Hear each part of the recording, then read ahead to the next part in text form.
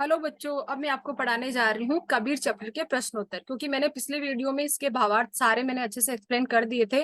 अब इसके प्रश्नोत्तर है और प्रश्नोत्तर में भी हम क वाले ही करेंगे, क्योंकि ख वाले वैसे देखो दो दो लाइन के भावार्थ वो आप लोगों को नहीं याद करने हैं, आपको पूरे दोहे के भावार्थ याद करने हैं, ठीक है। तो इसलिए जो प्रश्न क है उसके जो भी प्रश्न है वो मैं सारे आपको एक्सप्लेन कर दूंगी, और मैंने खुद ने लिख रखे हैं तो मैं आपको वो पीडीएफ भी शेयर कर रही हूँ साथ में। तो उसमें से आपको, और जो दोहे के अगर भावार्थ आपको याद हो गया ना, तो फिर प्रश्नों के उत्तर आपको पढ़ने की जरूरत ही नहीं है। एक बार आपको चैप्टर समझ में आना चाहिए, जो कि आप फर्स्ट मेरा लेक्चर देखना, उसमें मैंने सारे अच्छे से पूरे डिटेल में एक्सप्लेन कर रखे हैं। और इसमें से सिर्फ ये जो थोड़े बहुत प्रश्न उत्तर है वो मैं आप लोगों को बता देती हूँ। तो क में बहुत सारे प्रश्न है, 6 या 7 होंगे। तो पहला प्रश्न है, मीठी मीठी वाणी बोलने से औरों को सुख और अपने तन को शीतलता कैसे प्राप्त होती है। तो ये अपना दोहा फर्स्ट वाला था। उसी दोहो को, मतलब आपको दोहा अगर याद होगा, उसका मीनिंग याद होगा, तो ये जो आपके प्रश्न जितने भी बनेंगे ना, आप आराम से इजीली आंसर दे सकते हो। तो मीठी वाणी बोलने से औरों को सुख और अपने तन को शीतलता कैसे प्राप्त होती है। तो मीठी वाणी बोलने से औरों के मन से क्रोध और घृणा के भाव नष्ट हो जाते हैं। सपोज अपन किसी से अगर प्यार से बात करेंगे और सामने वाला इंसान अपन को पसंद नहीं करता है, वो अपन से बहुत सारा गुस्सा है या बहुत ज्यादा गुस्से में है वो, लेकिन जब हम उससे प्यार से बात करेंगे तो उसका गुस्सा एकदम से शांत हो जाता है। तो मन से क्रोध और घृणा के भाव नष्ट हो जाते हैं तथा मन प्रसन्न हो जाता है, खुश हो जाता है। और मन प्रसन्न होता है, और मन प्रसन्न होने से तन भी शीतल हो जाता है। अगर हमारा मन खुश होता है तो हमारा शरीर है वो शीतल शांत रहता है एकदम से। मीठी वाणी सुनने वाले को भी बहुत अच्छी लगती है, उसके मन को प्रसन्नता देती है। इसलिए हमेशा हमें दूसरों के साथ अच्छे से बात करनी चाहिए, और दूसरों को सुख पहुंचाने वाली और अपने को भी शीतलता प्रदान करे ऐसी हमें मीठी वाणी का इस्तेमाल करना चाहिए। ठीक है, तो ये पहले प्रश्न का उत्तर है। और जिन बच्चों को दोहो का भावार्थ याद है तो वो दोहा भी लिख सकते हैं। ठीक है, थोड़ा बहुत शब्दों में चेंज हो जाता है, तो ऐसा नहीं है रट के बस वर्ड टू वर्ड आपको लिखना। एक बार आंसर को पढ़ो और फिर अपने मन से उसको लिख सकते हो, उसमें भी आपको मार्क्स मिल जाते हैं।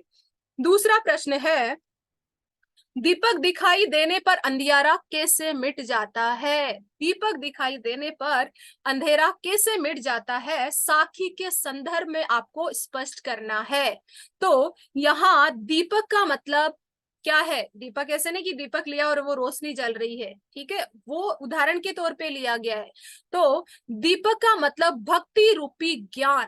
दीपक का मतलब क्या है, भक्ति रूपी ज्ञान। तथा अंधकार का मतलब है अज्ञानता से।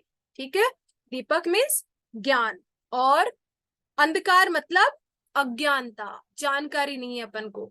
जिस प्रकार दीपक के जलने से अंधकार समाप्त हो जाता है, ठीक उसी प्रकार जब ज्ञान का प्रकाश हृदय में जलता है, जब हमारे मन में ज्ञान की प्राप्ति हो जाती है, प्रभु की कृपा जब हमें मिल जाती है, तब मन के सारे विकार अर्थात जो हमारे मन के अंदर जो बुराइयां होती है, भ्रम संशय आदि, उन सब का नाश हो जाता है। ठीक है, तो दीपक दिखाई देने पर क्या क्या चीजें खत्म हो जाती है। तो दीपक का मतलब भक्ति रूपी ज्ञान से, अंधकार का मतलब अज्ञानता से है। जिस प्रकार दीपक के जलने से अंधकार समाप्त हो जाता है, ठीक उसी प्रकार जब ज्ञान का प्रकाश हृदय में जलता है, तब हमारे मन के विकार, हमारे मन के जितने भी बुराइयां, वो सब नष्ट हो जाती है। ठीक है, तो ये अपने प्रश्न का उत्तर है। छोटे छोटे आंसर है, ज्यादा बड़े नहीं है, तो आपको आसानी से याद हो जाएंगे। तीसरा दोहा या तीसरा प्रश्न है, ईश्वर कण कण में व्याप्त है पर हम उसे देख क्यों नहीं पाते। भगवान सब जगह है, कण कण में मतलब सृष्टि की हर एक चीज के अंदर भगवान है, लेकिन हम उसे देख नहीं पाते हैं। तो इसका क्या कारण है। ईश्वर कण कण में व्याप्त है, मतलब है, पर हम उससे इसलिए नहीं देख पाते क्योंकि हम अज्ञानी है, हमें जानकारी नहीं है, हम अविश्वासी है, हमें विश्वास नहीं होता भगवान पे कि भगवान है, कहाँ है, कैसे हैं। और अहंकारी है, अभिमानी है हम बहुत ज्यादा। इस वजह से भगवान है सामने पर हम उनको देख नहीं पाते, हमारे मन के अंदर है, पर हम इस तरह की बुराइयों में फंसे हुए हैं कि हम उनको देख नहीं पाते हैं। हमारी अज्ञानता, अविश्वास, अहंकार हमें ईश्वर तक पहुंचाने नहीं देते। भगवान तक पहुंचने में सबसे बड़ी बाधा है अज्ञानता, अविश्वास और अहंकार, जो कि हमें भगवान तक पहुंचने नहीं देता है, और हम केवल सांसारिक आडंबर में फंसकर रह जाते हैं, बस सांसारिक माया मोह में जकड़े हुए रह जाते हैं, और हम ईश्वर को मंदिर, मस्जिद, देवालय आदि स्थानों पर ढूंढते रहते हैं, जबकि ईश्वर हमारे हृदय में रहता है, हमारे मन में रहता है, पर हम अज्ञानता और अंधकार में इतने डूबे रहते हैं कि हम उन्हें देख भी नहीं पाते। मतलब ईश्वर हमारे मन के अंदर है, लेकिन अज्ञानतावश हम भगवान को देख नहीं सकते। भगवान को हम चारों तरफ ढूंढते रहते हैं, मंदिर में, मस्जिद में, बहुत सारी जगहों पे हम जाते रहते हैं और भगवान को ढूंढते हैं, लेकिन भगवान हमारे मन के अंदर है, लेकिन हम इसलिए नहीं देख पा रहे क्योंकि हमारे मन के अंदर अज्ञान भरा पड़ा है, इसलिए ईश्वर को हम देख नहीं सकते। फिर चौथा प्रश्न है, बहुत अच्छा प्रश्न है, संसार में सुखी व्यक्ति कौन है? पहला तो अलग छोटे छोटे पार्ट में पूछा गया, संसार में सुखी व्यक्ति कौन है, फिर दुखी कौन है, या सोना और जागना किसके प्रतीक है, इसका प्रयोग यहाँ क्यों किया गया है। मतलब बहुत सारे छोटे छोटे प्रश्न है जो किसमें पूछे गए हैं। तो संसार में सुखी व्यक्ति, तो सबसे पहले तो अपन इसका आंसर देते हैं। संसार, कबीर के अनुसार संसार में कुछ लोग ऐसे हैं जो सांसारिक सुखों में डूबे रहते हैं, संसार में अपना सुख ढूंढ, अपने सुख में ही लगे रहते हैं, और जिनका जीवन का उद्देश्य केवल क्या होते हैं, ऐसे लोगों के जीवन का उद्देश्य होता है खाना पीना और सो जाना। ठीक है, वही व्यक्ति सुखी है। मैंने दोहे में आपको बताया था ना कि जो खाता पीता है और संसार के बारे में सोचता ही नहीं, सिर्फ अपने बारे में सोचता है, ऐसे इंसान क्या है, सुखी रहते हैं, और उन्हें किसी प्रकार की चिंता नहीं रहती है।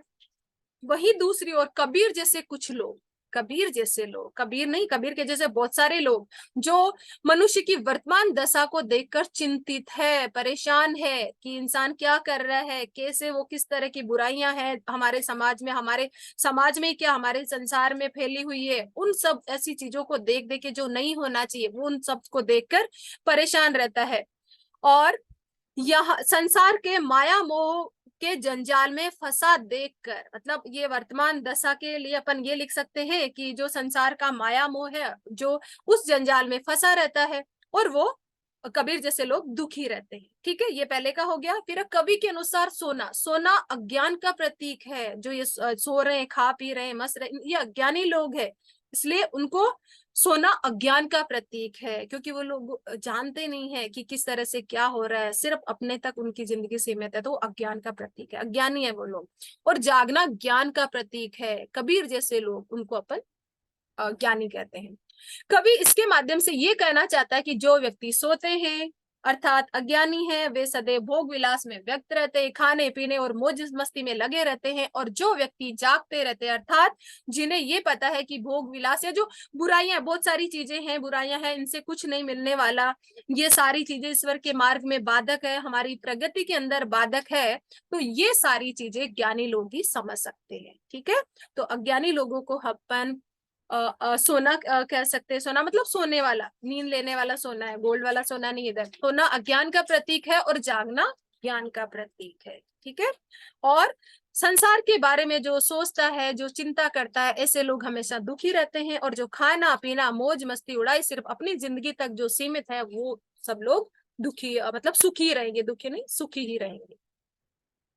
फिर है, अपने स्वभाव को निर्मल रखने के लिए कबीर ने क्या उपाय सुझाए हैं, मतलब अपने स्वभाव को कैसे निर्मल रख सकते हैं, इसके लिए उन्होंने क्या क्या उपाय सुझाए हैं। या फिर इस प्रश्न को ऐसे भी पूछा जा सकता है कि कबीर के विचार से निंदक को निकट रखने के क्या क्या लाभ है। तो अपने स्वभाव को निर्मल रखने के लिए कबीर ने बहुत सी अच्छी बातें हमें बताई है, बहुत सारे उपाय हमें बताए हैं।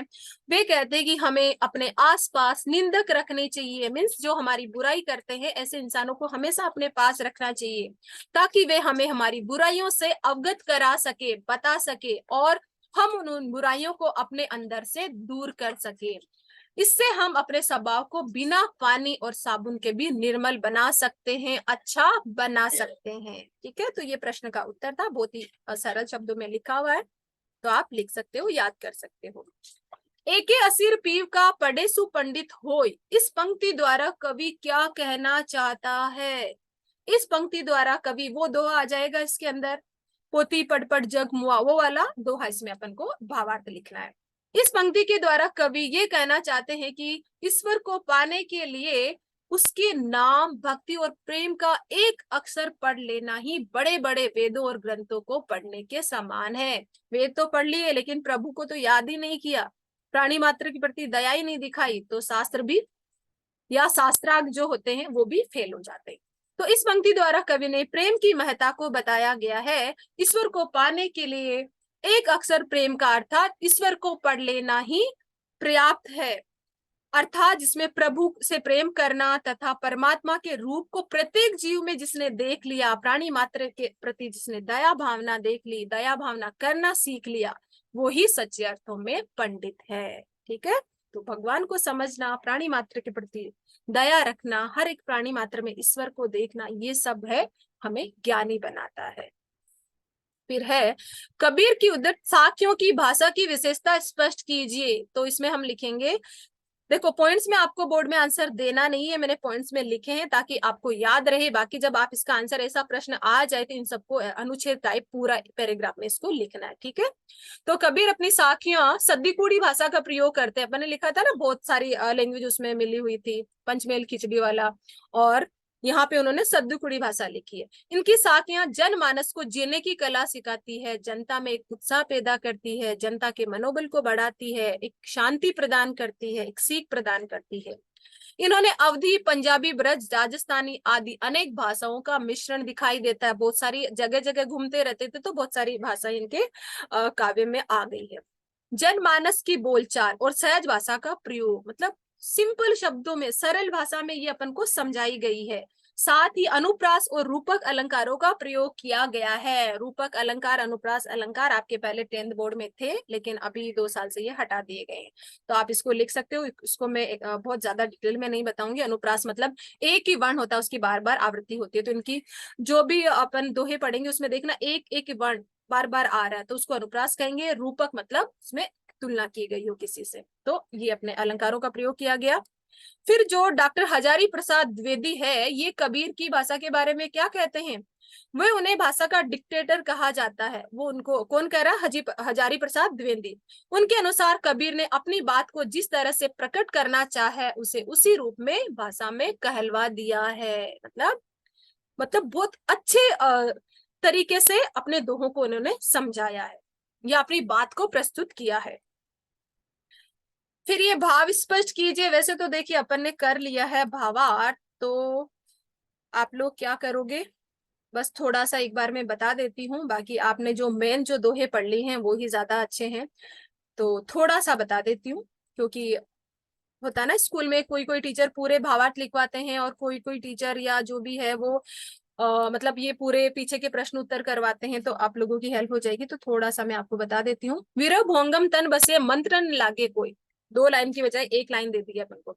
कबीर दास जी कहते हैं कि जब मनुष्य के मन में अपनों से बिछुड़ने का गम होता है, अपनों से जब वो दूर हो जाता है, तो उसके तन में विरह रूपी सर्प वास करने लगते हैं। मतलब मैंने बताया था आपको कि जैसे एक इंसान है, उसको अगर सांप डस लेता है तो उसकी स्थिति मतलब वो तड़प तड़प कर मर जाता है। ठीक है, सांप के डसने से जैसे इंसान तड़प तड़प कर मर जाता है, वैसे इंसान अपनों से दूर होता है तो उसकी हालत ऐसे ही हो जाती है।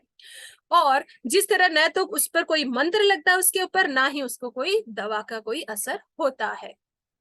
कस्तूरी कुंडली बसे मृग ढूंढे बन माही, पूरा दोहा है, उसका मीनिंग लिखना है। इस पंक्ति का भाव है कि भगवान हमारे शरीर के अंदर है, हमारे मन के अंदर है, और उसको अपन अज्ञानतावश देख नहीं पाते। जैसे हिरण की नाभि में कस्तूरी होती है, पर वह उसकी खुशबू से प्रभावित होकर उसको चारों तरफ ढूंढता रहता है, ठीक वैसे ही इंसान को पता है, लेकिन फिर भी वो इंसान मनुष्य से ईश्वर के विभिन्न स्थलों पर और अनेक धार्मिक क्रियाओं द्वारा प्राप्त करने का प्रयास करता है। मतलब भगवान को ढूंढता, जगह जगह पूजा पाठ ये सब करता रहता है, किंतु ईश्वर तीर्थों, जंगलों आदि में भटकने से नहीं मिलते, वे तो अपने अंतःकरण में झांकने से, हमारे मन के अंदर है, उनको ढूंढना है। फिर है जब मैं था तब हरि नहीं, अब हरि है मैं नहीं, वही दो आपने।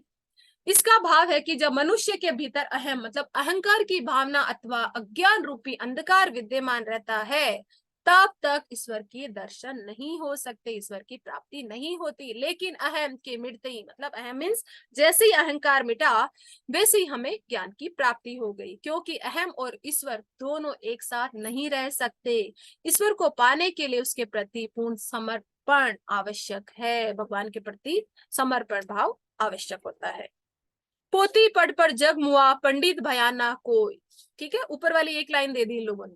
इसका भाव है कि पोथियां और वेद पढ़ पढ़कर मनुष्य को ज्ञान की ओर या मनुष्य को ज्ञान प्राप्त नहीं हो जाता, ईश्वर के सत्य की पहचान नहीं होती, अर्थात ऐसा करके आज तक कोई भी पंडित नहीं बन सका है बड़े बड़े शास्त्र पढ़ के। कहने का तात्पर्य यही है कि ईश्वर के प्रेम के बिना कोई भी पंडित नहीं बन सकता, ईश्वर और प्रेम को जानकर ही ज्ञानी बना जा सकता है। तो आप पहले वाला जो दोहे का भावार्थ है ना वो भी लिख सकते हो, आपको जो सरल लगे वो ही आप लिख लेना। और ये बहुत सारे एक्स्ट्रा क्वेश्चन है जो मैं आपको नेक्स्ट लेक्चर दूंगी तो उसमें आपको मैं और भी बता दूंगी। या क्योंकि देखो 2 साल में जितने भी बदलाव है, अभी अपने एग्जाम का जो पैटर्न है, जो पेपर का पैटर्न है वो बिल्कुल चेंज हो गया है। तो नए प्रश्न है मैं आपके लिए, कि एक्स्ट्रा जो भी प्रश्न है मैं आपके लिए और बनाऊंगी कुछ टाइम के बाद में। तो सारे जितने भी प्रश्न है वो मैंने आपको अच्छे से एक्सप्लेन कर दिए हैं, और जो भावार्थ वगैरह है वो भी मैंने आप लोगों को अच्छे से बता दिया है।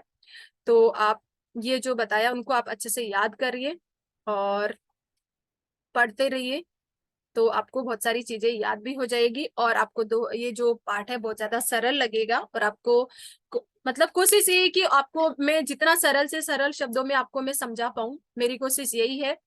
तो एक बार थोड़ा सा मैं आपको बता देती हूँ कि किस तरह से कबीर है, उन्होंने साकी शब्द वाला जरूर याद करना आ जाता है कि साकी शब्द का मतलब है, तो ये मैं जरूर आपको एक बार बता देती हूँ। साकी शब्द साक्षी का तद्भव रूप है, और जो साक्षी शब्द है साक्ष्य से बना है, जिसका अर्थ है प्रत्यक्ष ज्ञान। ठीक है, फिर दोहों का आप मीनिंग पूरा याद कर लेना। फिर एक चीज ये याद रखना कि कबीर का जन्म ऐसे समय में हुआ था जब हमारे समाज में धार्मिक उथल पुथल और राजनीतिक धार्मिक बहुत सारी उथल पुथल हो रही थी। हमारी जनता निराश थी, हमारी निराश जनता के मन में एक एक आशा की किरण लेके आए, उन लोगों को एक आत्मिक शांति प्रदान की। तब ऐसे लोगों का जन्म हुआ था। ये मतलब मध्ययुगीन कवि इनको अपन मानते हैं। और फिर इन्होंने ईश्वर को अपने मन में ढूंढने के लिए कहा, ईश्वर को जगह जगह ढूंढने के लिए इन्होंने नहीं कहा कि ईश्वर हमारे अंतःकरण में निवास करते हैं, ये बात अपन को बताई। और धार्मिक मतलब शास्त्रों की बजाय प्राणी मात्र के प्रति प्यार करना जैसी बहुत सारी सीख अपन को दी। तो देखिए बच्चों, ये सारा मैंने एक्सप्लेन किया आपको, अच्छे से पढ़ना, याद करना, और कमेंट्स जरूर करना, लाइक कीजिए, सब्सक्राइब कीजिए। धन्यवाद।